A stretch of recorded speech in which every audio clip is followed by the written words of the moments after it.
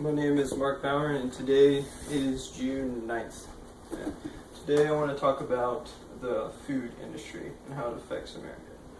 For nearly 50 years, the food industry has been making and processing foods that are ultra palatable so that you want to keep eating them. And this leads to obesity and addictive eating. Catherine Flegel, she's the chief researcher at the CDC, did a study and found in 1960 the average weight of women was 128 pounds, but in 2000 it had risen to 157 pounds. And the same for men, it rose from 142 pounds in 1960 to 169 pounds in 2000.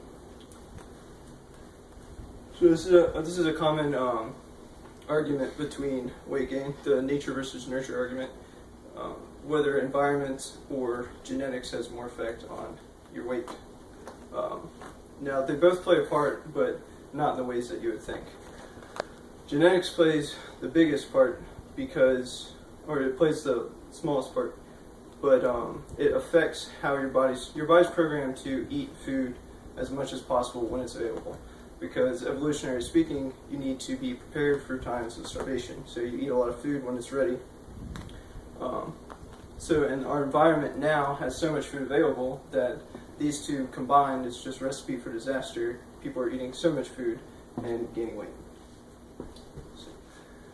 In studying human metabolism, the first theory they came up with was the set point theory.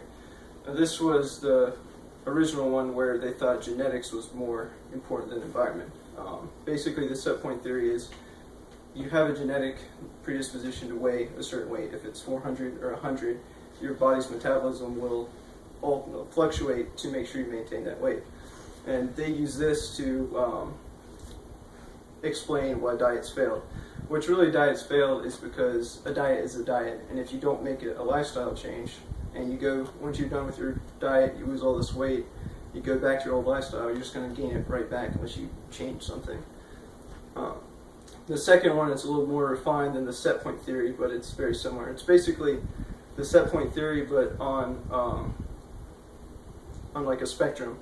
Your set point can change based on your environment, how much food you eat throughout your life.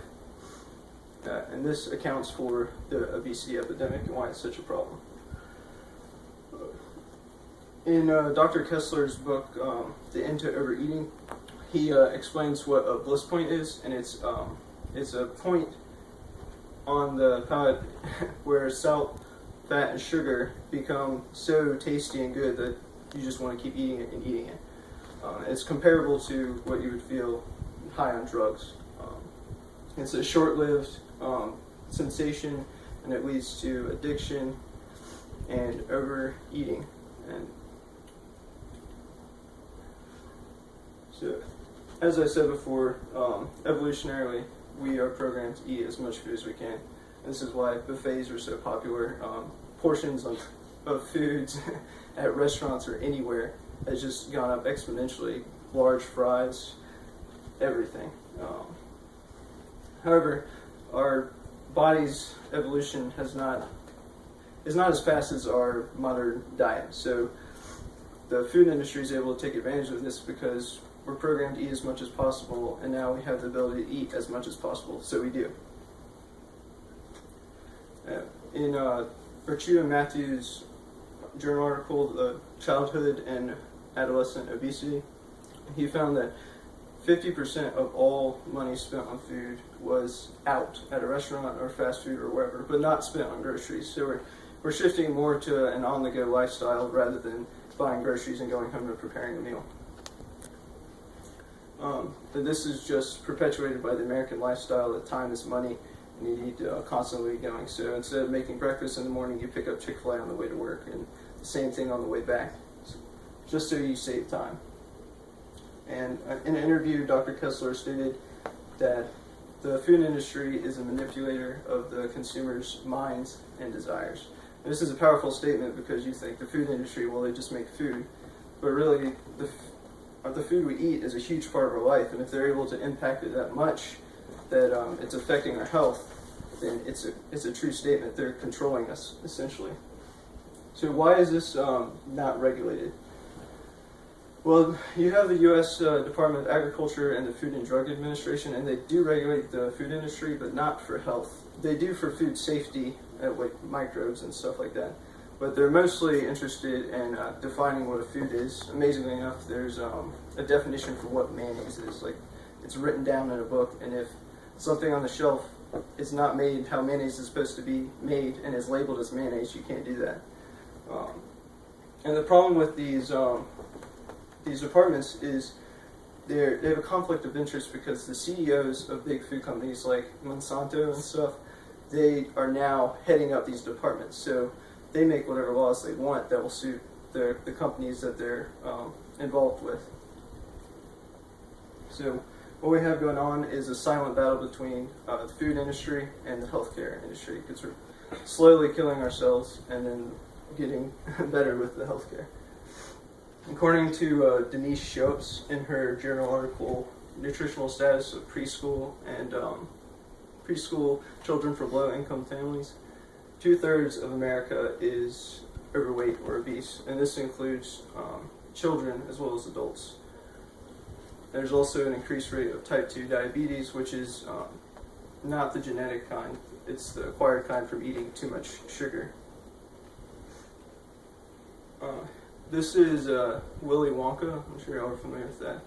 There's two versions of it. In 1971, this is how Augustus was portrayed, and in 2005. And this is basically our nation's idea of what childhood obesity is. And you can see how it's changed over 34 years. And it's amazing to think that we think that's normal for kids to weigh that much now. So this is it's a pretty innocent reflection on, they're not getting at anything with that image, but it's kind of an unconscious idea that society has began to accept that you're going to be overweight and it's just a fact of life, and the health risks that are associated with that is also a fact of life, and there's nothing really you can do other than go to the hospital when you get sick. One of the reasons it's not better regulated or controlled is because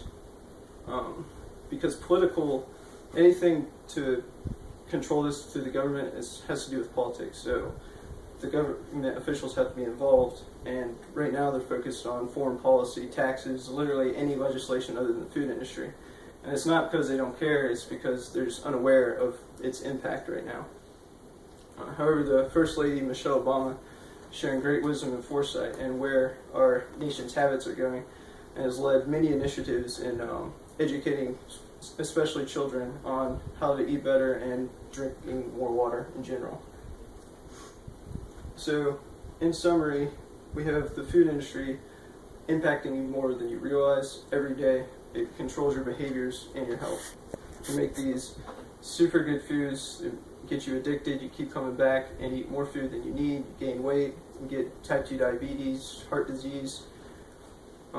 So we need to push, as consumers, we need to protect ourselves and push for regulation, but we also need to educate ourselves in order to stay healthy, because it's going to be a huge problem down the road if we're not aware of how eating affects our everyday lives. So,